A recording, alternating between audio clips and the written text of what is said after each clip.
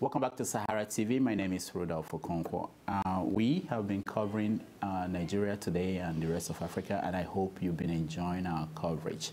We now have a special guest here with us in our studio in New York City. He is the Senior Special Assistant to the Vice President of the Federal Republic of Nigeria, Professor and Pastor Laolu Akande. Laolu, welcome back to Sahara TV.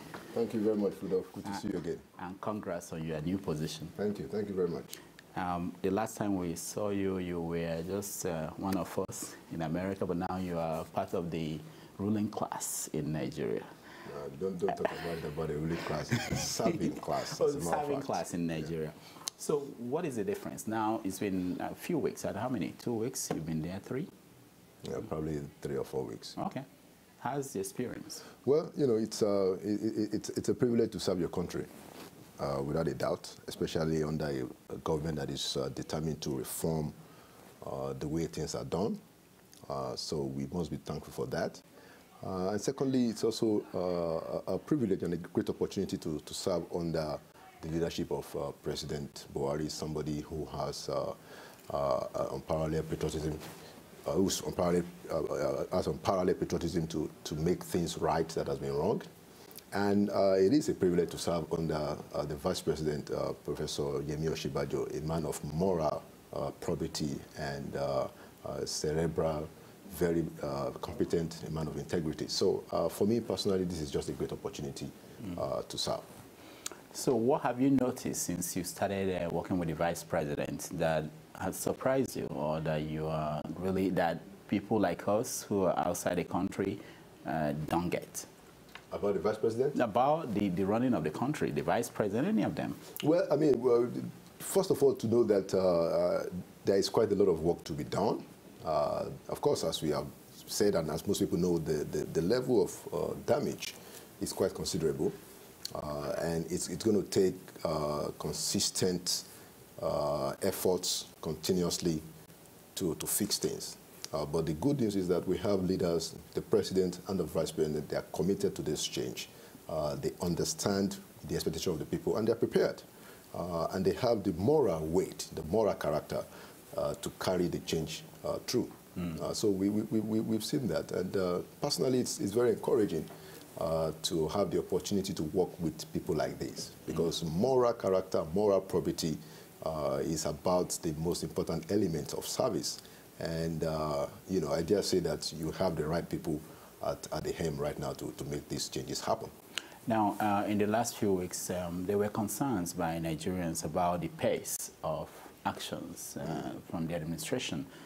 Being an insider, why are people outside looking at this and thinking that, oh, these things are moving so slowly? What is delaying things? Well, you know, it's often said that slow and steady wins the race. I don't know whether you've ever heard of that.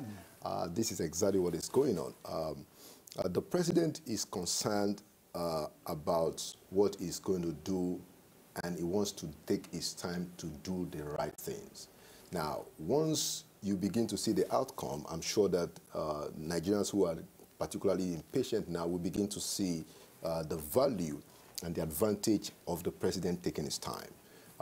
There's going to be a lot of changes, for instance, in the number of the ministries. The Transition Committee has recommended a reduction, a significant reduction in number. It takes time to make all those things really place well, and to know who will be where and what mandate do you give the ministers in the new ministries. So there's quite a lot of work to be done that is being done, which should explain to Nigerians why the president needs all the time that he has asked for. And I can assure you that at the end of it all, Nigerians will be impressed about the outcome. He wants to get the thing right, and to put, you know, the right people in the right place, and to give them the mandate that this is what we want you to do. Now, the relationship between the president and the vice president, there were news reports in the past that it appears as if those reports have died down. You are now there. This is part of your area of duty. How is that relationship? What can you tell Nigerians? The relationships between President Buhari and Vice President Osinbajo has always been cordial, mutual, and very, you know, they respect each other very much. That has always been the situation, and that remains what the situation is. Reports about any report to the contrary is baseless, and we have proved that those reports are just baseless. Just deliberate attempts to cause trouble. They have very mutual working relationship. They respect each other very much. All right. In the past, we have vice presidents like Atiku and Vice President Sambo. They assign certain portfolios to work on while serving under the presidency. What is this vice president's own assignment? Where is he focusing on? What areas? Well, I mean, the whole thing is beginning to take shape. Now, as you've noticed, we've already had one meeting of the National Economic Council, which is presided over by the vice president. The president inaugurated that committee a couple weeks back. And I guess it's a council that will be meeting monthly. So the vice president will be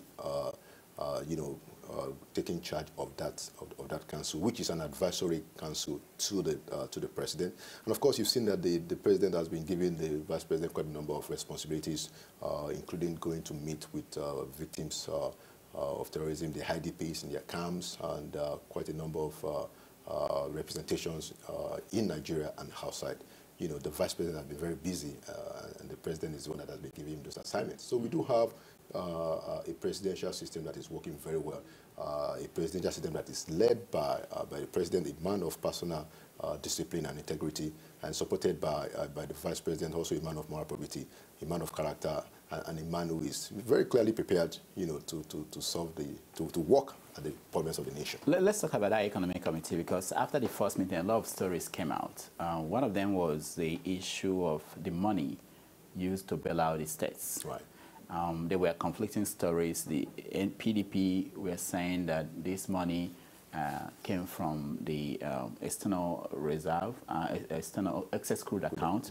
And the vice president of the committee was saying that the money came from the National Liquefied Natural Gas dividends. Right. What is that? We never heard about that before. How did that money, what happened to that? How did it come up? Well, the National Economic Council had a meeting where, the issue of bailout for the workers was discussed, and it was, there was some a consensus as to what should be done. And the president approved that about $2.1 billion, should be released alongside two other interventions to the states for the purpose of paying workers' salary. Now, that money is money that came from the LNG proceeds, both taxes and dividends.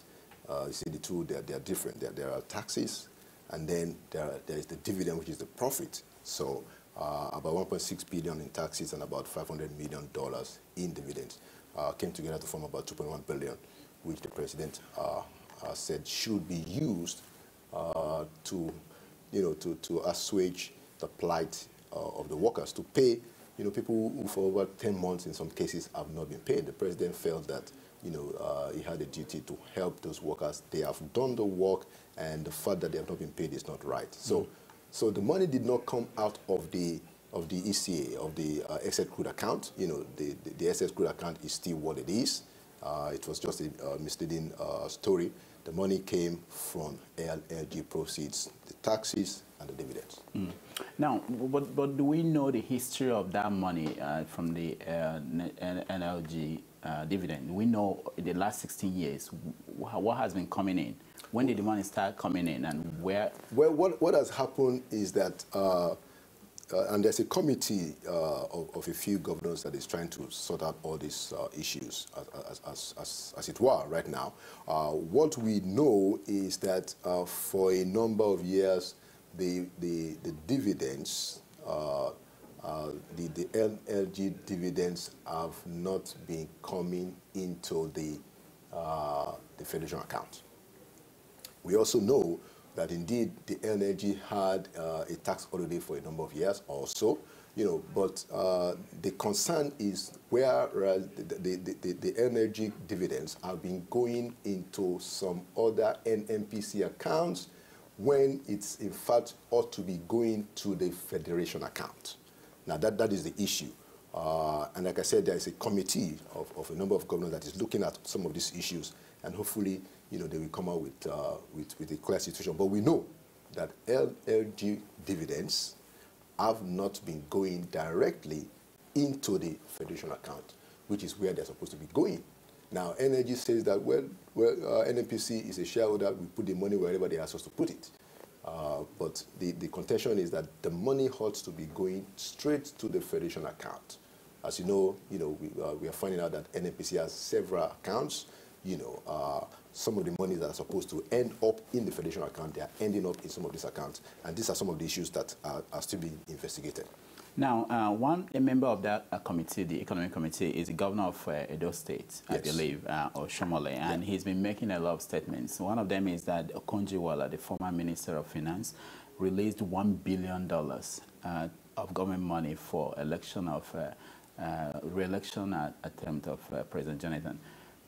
Did the Vice President know this? Is it part of what they discussed? What I'm going to say is that, let's wait until the committee finishes its work. Now, Governor Oshomole is a member of the National Economic Council as a governor, and he's been around for quite a while. And the truth of the matter is that some of the practices that has been going on before this government came in are quite something that is not, we are not very happy to talk about because, quite a lot of things were not done properly.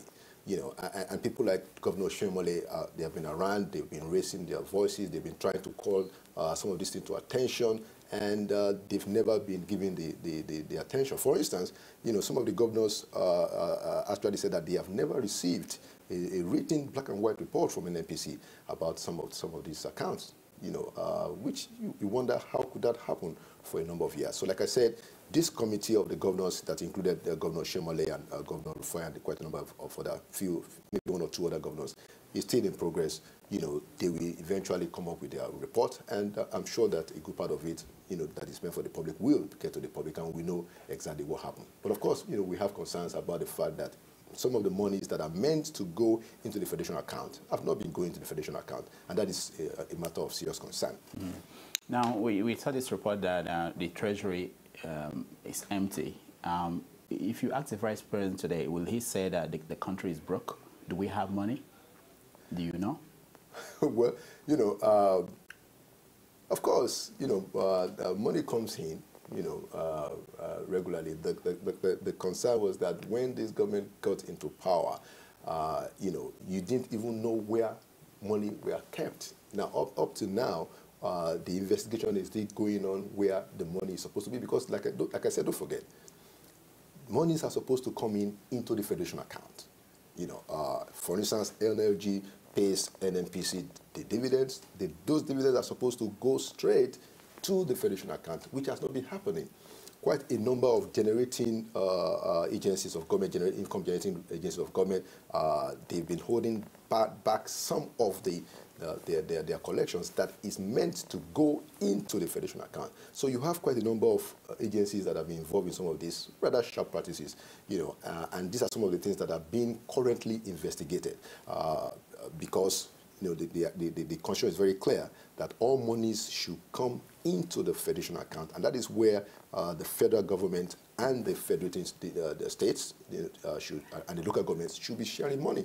But you have, in some instances, situations where agencies are withholding some of those monies against the Constitution, in violation of the Constitution. And this is what the President has said very clearly, has stopped, and all monies now must go and are now going into the federation account.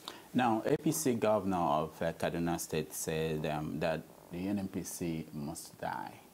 Is this part of the reason why, what is the thinking of the vice president? Is it that, do they feel that the MPC is so hopeless that it has to be dismantled entirely? I think, you should direct questions about, the MPC, the governor of Kaduna State to the governor. No, I just want to know, because it's part of the economic team, economic committee, and I want to make sure that this is not... As a governor, Governor Rufai is a member of the National Executive Council and is entitled to his opinion. As a matter of fact, if you get to understand and find out some of the things that have been happening, some of the things that have been going on in NNPC, like having several accounts, you will be really annoyed at some of the sharp practices that is going on. And that is exactly how Governor Rufai thinks. That's what he believes, and he's entitled to his own opinion.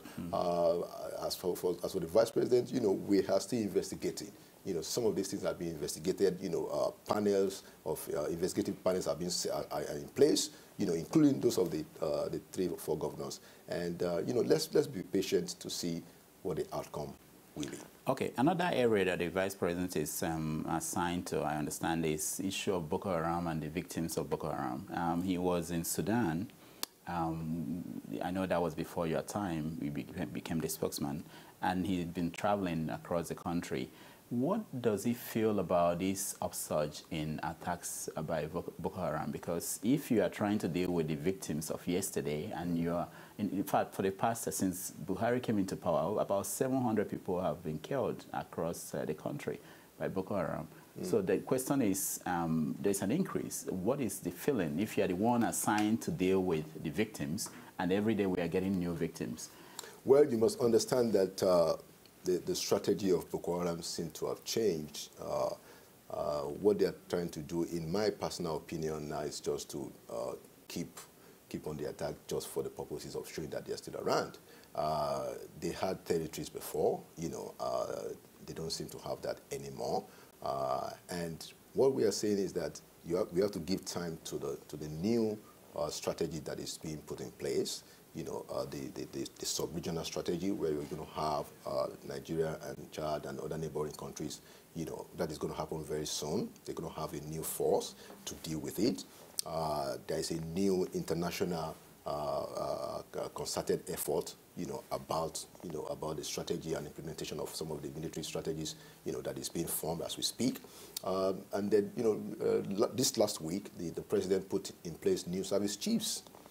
So we do need time for some of these changes to begin to deliver the results. What I can assure you is that concerted plans are in place. The president and the vice president, they are concerned about this matter, and those visits that the vice president has been going on is to show Nigerians that the life of Nigerians matter. When a Nigerian dies or becomes a victim of terrorism, this government is concerned about it. They take it very seriously. We don't take the life of any Nigeria for granted. And so, the government is there to show compassion, to show support, and to state that even though these terrorists started this assault, by the grace of God, this government will end it.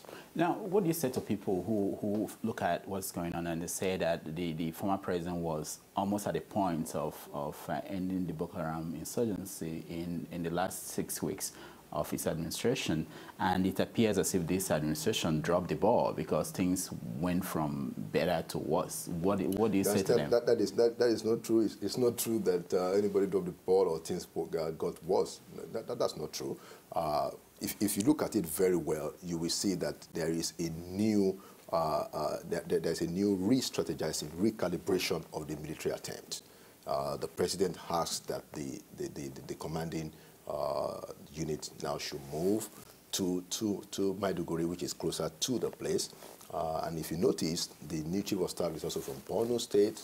The National Security Advisor is from Borno State, because we do have issues with intelligence collection.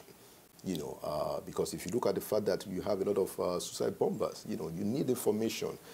People know some of these things, So what I'm trying to say to you is that there is a new attempt, there is a new military strategy, there is a new security strategy, and, we need to be a little bit patient for it to manifest. Nobody dropped the ball. As a matter of fact, we are getting closer to the end of Boko Haram.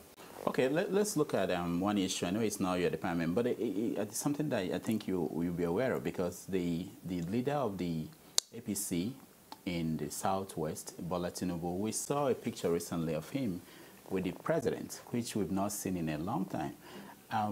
Has the friction been settled? Is everything all right now with the president? Well, I don't know what you mean by friction. You know, he wasn't at the meeting of the APC leaders that the president well, you know, had. if he wasn't at the meeting, you know, that is not enough to say that there is a friction. Asiwaju Bola Tinubu's position has always been very clear. Is a leader indeed who we must credit, you know, for where we are now. You know, nobody can deny Asiwaju Bola Tinubu of the fact that he played a very significant role in the emergence of this party, in the emergence of this presidency. You know, and I don't think there was a time that there was a friction between him and President Buhari. Okay, the one that cannot be denied is the one between President Buhari and the Senate President Bukola Saraki. We saw a picture of two of them today Right. where they were sitting together, but there was no smile. So it was obvious that something is not going well. We know that there was a report in the past that the Saraki had no respect, so to say, for the vice president. There was a comment he made at one point. What is, now you are inside. And you should also add that Senator Saraki denied saying that statement. Okay. But how is the relationship now between him and the vice president and him and the president? Well, look, we do have a president, we do have a vice president, and as it is, we have the president of the Senate. The president made it clear after the election of Senator Saraki that, look, we would have preferred this to have happened in a different way, which I believe would have been a proper way, but it has happened, and that is what it is. Now, what I will say to you is that I know that the party is moving forward, and governance is also proceeding. You know, whatever happens on the political level, it is what it is. But the governance is proceeding. Whatever needs to be done will be done. I don't want to talk so much about politics. You know, I want to talk about governance. And I can assure you that, you know, President Buhari is pushing forward, you know, on the changes and the promises that he offered on the campaign. Yeah. Two more things before we go, because we're out of time. The first thing is the appointments made so far, which is part of governance. And there are sections of the country that they look at the list of people appointed to positions, and they felt left out.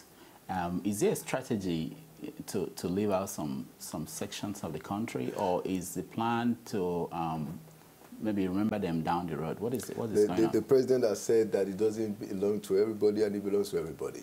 You know, there are more appointments that are going to come.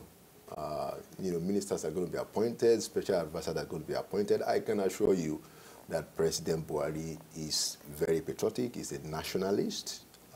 He respects every ethnic group, he respects every state, and he's going to do right by every ethnic group in this country. I can give you that guarantee. Yeah, but for, I mean, advisors, people around him, did anybody tell him that this will be the reaction if this happens this way? But what I'm saying to you, Rudolf, is that we cannot begin to comment in the middle of the game. Okay, all right. You know, this is just the beginning of it. There is much more. Okay, so I'm not sure whether you are here in the United States because of the visit of the President to America, or you are here on a different mission. But in general, how would you see as the good result, expectations from that visit? Well, I'm sure that it's going to be a very great meeting for both Nigeria and the United States. The excitement, you know, that the visit has generated is an indication of that. The United States has a specific interest in making sure that Nigeria is right. Nigeria also has specific interest in working with the United States. So I think it's going to be a positive meeting between the two presidents, and especially in the area of fighting the insurgency in the Northeast. We expect, I personally expect that the United States is going to bring more options to the table in how they can help. Okay, before we go, the media team behind this government. Yes. You are a major player, Femi Adesina, Garba Shehu. Yes. How do you see the job? How do you see the team? You think, because some people are saying that if there is any blame so far, it should be blamed on the media team. How do you see the team? It's an excellent team under the leadership of Mr. Femi Adesina, a first-class journalist, former president of the Nigerian Guild of Editors, and also assisted by Madam Shehu Garba, who's also been in this game for quite a while. We are working together. There's one team, there's one presidency, and there's one communication team under Femi's leadership. I don't know what blame you are I'm not talking about now. me. That's what the people, Nigerian people are saying. That what? That they've not done a good job in projecting the position of the president and responding to things as they happen. Well, we will continue to do the job as best as we can, and we are open to ideas. Look, the important thing about this government is that this is the people's government. This is not a government that will not, take the views of the people into consideration. We are interested in engaging with people. For instance, you can see that the activities of the communication team, even on the social media, has increased. It's going to increase. Mr.